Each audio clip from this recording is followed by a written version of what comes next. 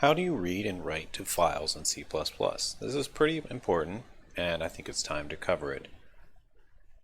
So here we go. I'm starting from absolutely nothing. So I've got just a Cygwin terminal here, and I'm going to make a directory called reading data. And I'm going to go into that directory, and I'm going to make a few files with the touch command. I'm going to make a make file, a main.cpp, a and an end.txt. And now I'm just going to go ahead and open up Visual Studio Code on this folder.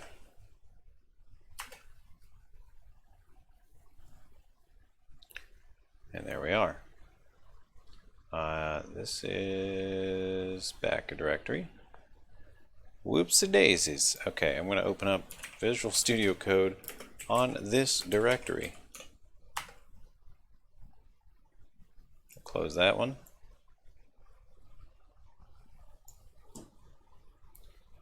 And just expand this out to fit my screen nicely. Now I am live casting this, so there aren't going to be any edits, but I'll try to be quick and succinct as much as I can. But I think starting from scratch is always nice. This is from the context of a Linux standpoint, just in case you're not sure. But it is essentially the same on Windows, other than you'll probably be using Visual Studio, the full normal version, and just pressing the run button and stuff.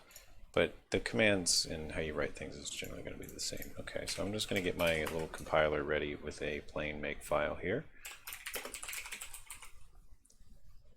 And we'll do a little more with that as we need to. And this end.txt. Now we gotta kind of decide what kind of example we're going to do. Let me give you a little scenario here. If you want to save stuff for your program, you need to write it out to something. You need to write the data and then read it back in later. If you have a big file from some other program that's essentially a bunch of data to process, you need to read it in. So you might need to do some special formatting within the way it brings it in and sorts it out. But in this end, let's just say we're given, I'm just going to type some random float values, each on a new line, and we'll just do 10 of them, so bear with me here.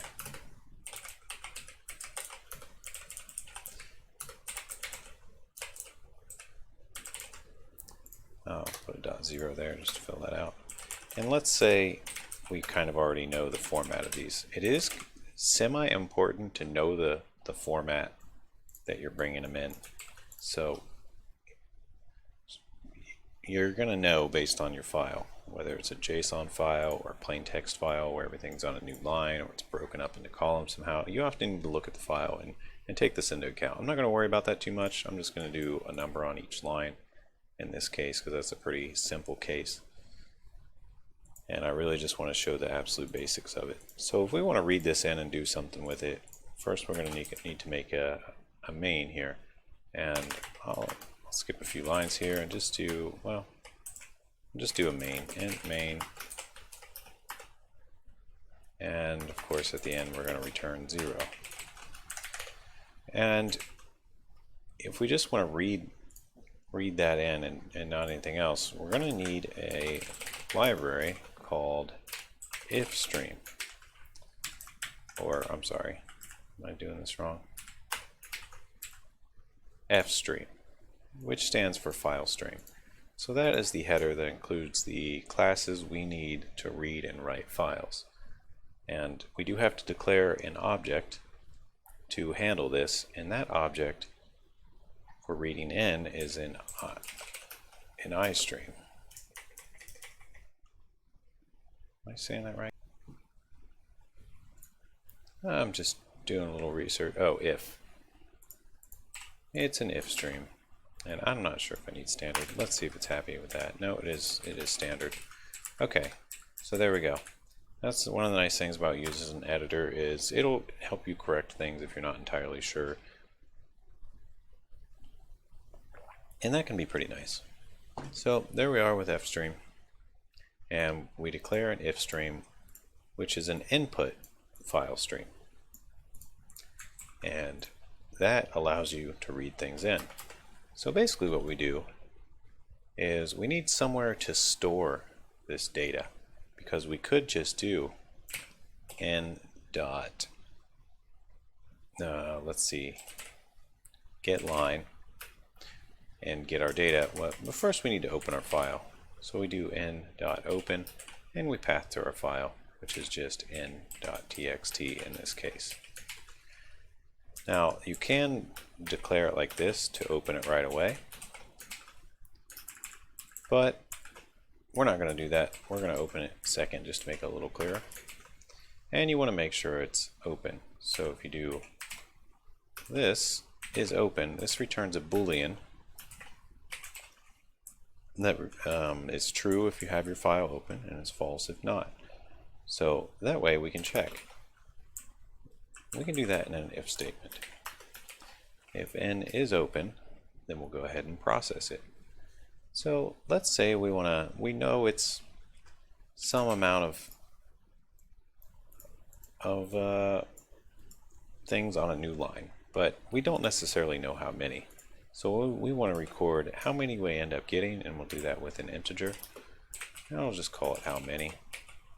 Start it out as 0. And we also want to record each of these and save them as a data. Save them as data in our program so that we can do something with them. And I'm going to do that with the vector class that I went over last time. So we can just declare a vector, and let's say we know they're floats, so we can just say float of, we'll just call it underscore data. Or maybe, I don't know, we could say anything. We'll just say num data. Num data is fine for number data. Or whatever you want. I'm going to change that to file data. It doesn't matter that much, but I feel like that makes easier sense. So while it's open, let's go ahead and do this. So what we want to do is we want to just pull that in and save it to our loop. So let's do a for loop, and we'll say, or actually let's do a while loop, and we'll say while n dot or not n dot end of file. So while it's not the end of file, and this end of file flag, well, okay, what happens here is in your file, when you're reading it in, when you attempt to read the last line and there's nothing left, it reads in an end of file flag, and it becomes the status of end of file. So this does keep track of a status of some sort, and when it is end of file, it's going to exit our loop. So while we're not at the end of file, we're going to do some processing, and what we're going to do is we're just going to do a get line. So we'll say file data dot pushback, and then what we're going to push back is going to be in here. We'll say n dot get line.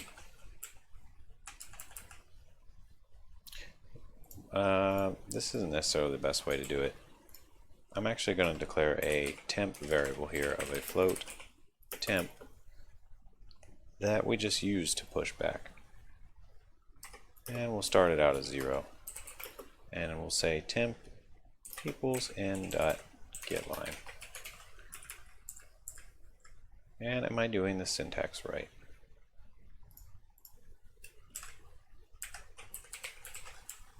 Maybe I need the temp in there. Where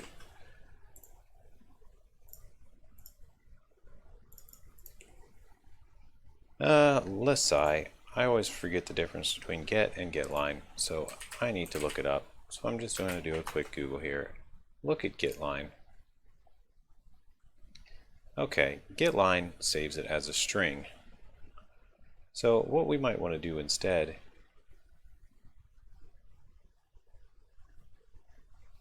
I haven't really talked about strings in this series, but they're basically arrays of characters handled in their own little library.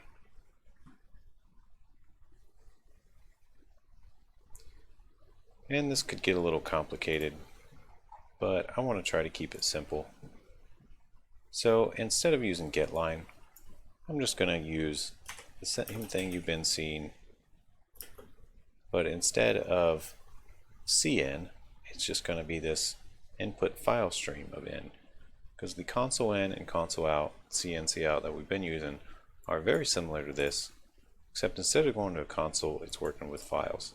So you can use these same scope thingamajiggers, or I'm not sure exactly what they're called off the top of my head here, to pull in data and to push out data to the file and from the file. And this one is specifically input, so if you try to do the out one, it's going to show an error when you compile it. So let's do an in, and we're going to save it to the temp. And now, as with the same with cn, whenever you press enter, it stops your input, and it's going to be the same for this file. Whenever it sees a new line, which will be at the end of these, it's going to stop the input for that one. So this first one, this n, is going to take everything on this line.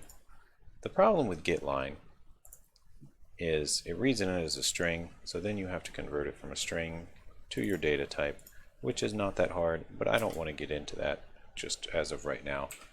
But as you get more advanced, it's very handy because you often get a whole line at a time, process it, pull the data out of it that you want, and then go forward. This also pulls the data out of it, but it'll auto convert it to whatever data type you're trying. However, if this had characters in it like so, who knows what we get. It would become very awkward if we tried to save that as a float, so we'd get some strange things. But since I know for sure that it's a float value, this should be fine. Let's shrink these numbers a tiny bit just so we don't risk overflowing anything. Okay, there we go. So while not into file, we're going to grab this temp and then we're going to push it back onto our vector. And we're only going to do that if it's open. We'll put an else case down here, and we'll say, we'll just give a cout error of file not open. A new line there.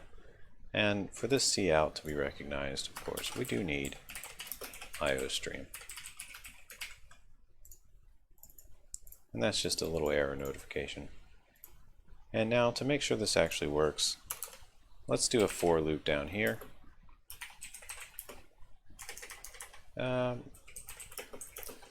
And spit out the data that we read in just to confirm. I is less than file data dot size, and we'll do a plus plus I. It doesn't really matter if you do in these for loops if you do plus plus I or I plus plus. You can look up the differences if you want, but it is not relevant in these cases. And let's go ahead and compile this. Oh wait, let's do a cout here of our vector location. So it'll be file data at location I, and then we'll do a new line just so it splits the data into a new line. And up here, let me just paste this again, modify it.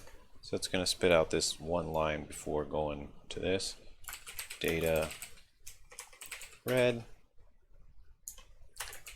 and then it'll say the numbers below. We could optionally have commas here in between them all. I'll do the commas for now. And let's go ahead and run this. So I'm going to do a make. It compiles with no problems. We'll run it. And there's our data. Yeah, it cut off some of these because they're so large. So maybe we're working a little too big. But it did read in all the data as expected. It looks like it grabbed a 0 at the end. So we might have a bit of an error case here where it's getting the end of file a little bit sooner than we expect.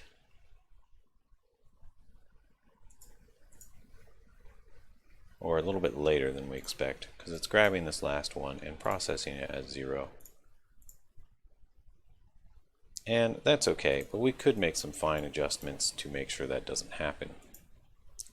Let's also put in here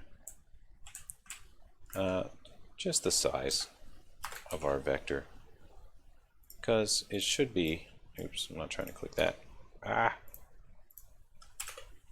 Precision clicking not on point.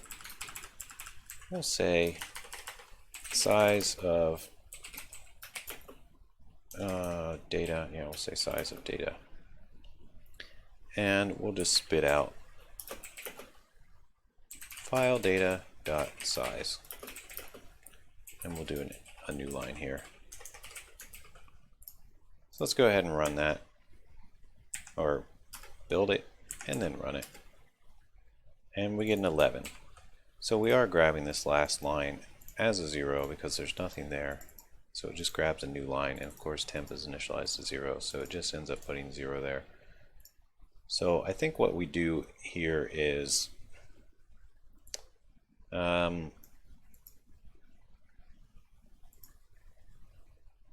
there's, I don't know, we could just do it here.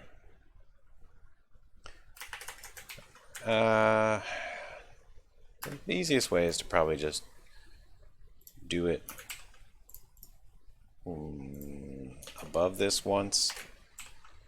That's kind of a pre thing. Or we could just do a check and make sure it's not 0. Or we could just do one last. I don't know, this is fine. I'm not going to worry about it. I'll just say, well, we do want to know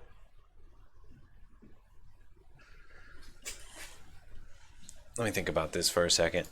This is a rather easy problem, actually. I don't know why I'm stumbling on it, but okay, let's think about this and analyze the problem, which we already have. We need to hit the end of file to get out of this loop. So it doesn't hit the end of file necessarily when we have a new line like this. So if we do this, that will hit end of file. But if we have this new line at the end, it is a bit of a problem for this particular logic. So let's just get rid of that line for now and run it again, and now we get the proper result because it does end of file on this last read rather than going to that new line. Yeah, there's many different ways we can handle that. We can make sure it's not 0. We can make sure it actually grabs something. I kind of forget how I used to always handle this problem, but I feel like I would do one last in and grab the data one more time or something, or do it the first time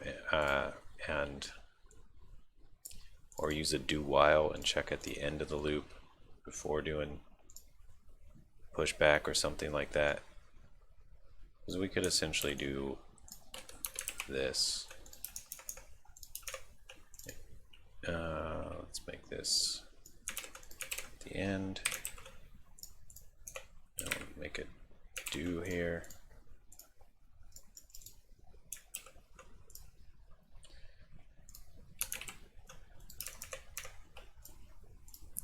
Well, yeah, this should work better. Right? I might be wrong. I haven't messed with this stuff in a while. This is pretty normal for programming, though, to take you a couple trial and errors to get things perfect. So don't be too discouraged if something doesn't go perfectly right the first time. Just take note of where your mistake was and do it again. Okay, so no, this isn't actually happy. Okay, whatever. I'm just going to leave it. You get the point, though. So let's say we want to take this data and we want to process it. Like, yeah, we got the data there, but what if we want to get the average? We could do that. We could just say, okay, well, we got the size of the data, the 10, right? And we could just add them all up and divide it by 10. So we could do declare a float of total. We'll just call it total. Set it equal to 0, and we'll just do another for loop. Little copy pasta here. Basically, you could just process the data however you want once you have it. And let's see, what would we do here? We would add it up. We would do total. We could do a plus equals, and then whatever it is at that location. It'd be an I here. And maybe we only want to do it if file data at I is not equal 0. And there we go. We'll just put some brackets around this real quick so it looks a little nicer. Correct the formatting. Okay, there we go. People are going to rage at my coding in this. I feel very sloppy, but don't worry. It will work. And then at the end, once we have that all totaled up, okay, another thing with this not equal 0, you never know what a float's going to be. The not equal 0 doesn't always work, so you usually want to be like greater than, you usually want to put some limits on it.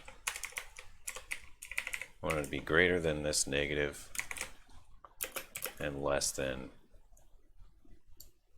let's see, make sure that's a float, put the F on the end.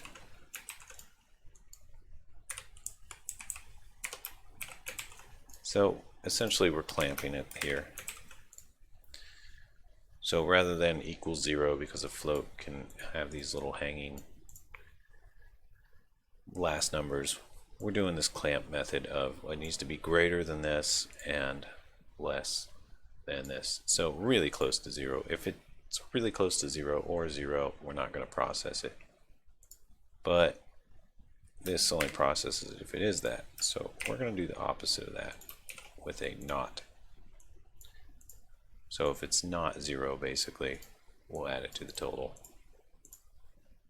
And maybe some of these end up being 0, like this is a 0, for example. We don't want to process that one. And we also don't want to process the end line if we end up having that. And in our weird logic of not doing it perfect here, we know that we get a size of 11 when we have this end line. And we could correct that up here, but if we don't want to worry about it and we're just say we're getting rid of all zeros, we could do this. But then, as you may know from doing an average, we don't want to divide by those 0 spots too, since we're not counting them. So we would want something else, like a count. And anytime it finds one, we'll just increment this count with plus plus. Then at the very end, we'll just spit it out. So we'll do a float result equals total divided by count. And now we'll just spit this out. Result, or we'll say average. And then we'll just spit out our result here. We'll put a new line here, make it look a little fancier. And there we are, we're processing some data from a file. Oh, I don't have to make run build, just this here. Let's see, data read. Oh, I need a new line somewhere here to make it break up this code a little bit. I'll just do it right here. So I'm going to do a make. I'm going to do and to just say run this afterwards. So this is just a command line thing you can do. It'll say do that afterwards. So you can kind of do things in a row. So it read in all our data and it grabbed the average. And we could say more stuff in here too, because maybe we want to know how many we're actually processing that weren't 0. And now I'm just kind of getting in deep.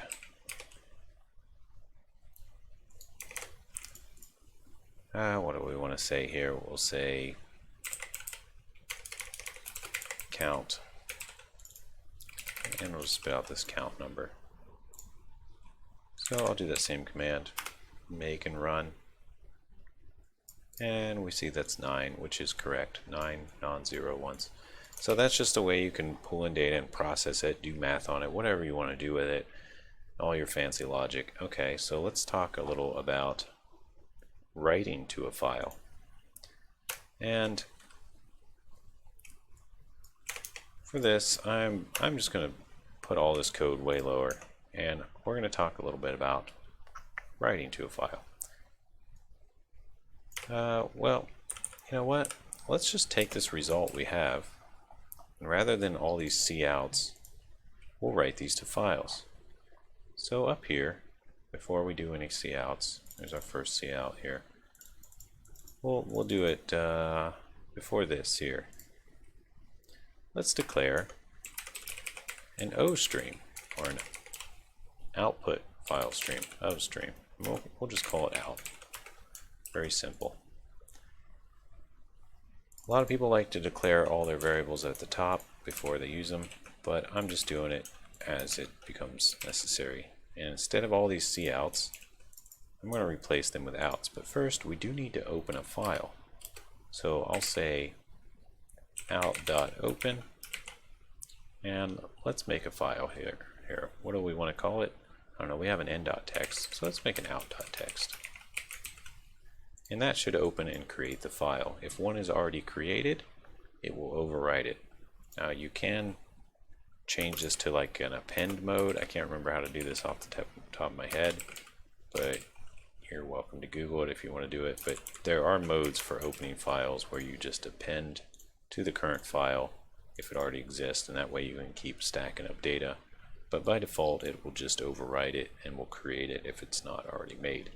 So the world and the internet is your oyster if you want to do other special opens that handle it in ways that aren't just overwrite and create if not made already. Like there's a mode where you can have it throw an error if it's already made and stuff like that. Okay, so now that we have this open, let's do an assert, and we'll just assert that out is open. So that way our program will crash if this returns false. And assert is and assert.h.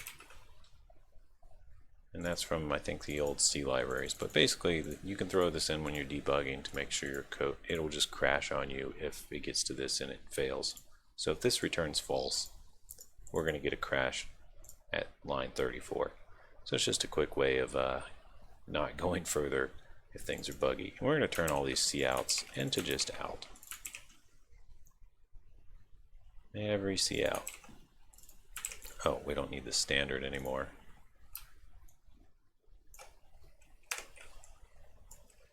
Because this is our own file, not from the standard library or our own object that we're creating. This one's fine though, because that's just an error one. So now, we're not going to get any terminal output when we rebuild this and run it. It's just going to be empty. But we'll notice that we have a new file, and all the things are here in our new file. And just as well, after you write a file, you could read it back in, doing these same methods. That's going to do it for me and this video for the basics of reading and writing to files. Thank you for watching. Hope you learned something. Feel free to leave a comment and a like to help me get noticed. Or if you really hated this video, please tell me why. I know I had a little fumble in there, but hey, that's the nature of programming. I could have thought about that a little more before hitting record, but hey, you'll have that. So catch you in the next episode, and keep on coding. Don't get too discouraged, and appreciate all my viewers out there. I know I don't have a lot right now, but I'm going to keep doing this anyway because I really enjoy doing it, and I think it's worth doing. And if you're still around, maybe you are somewhat interested in helping out, and let me know what I can do to make these videos more watchable if you're having trouble watching them. A lot of people say my voice puts people to sleep, And yeah, I get that. Every girlfriend I've ever had has said that too. So I don't really know what to do about that other than pretend to be more excited or something, or heighten my voice. All right, peace out, guys. Catch you in the next episode.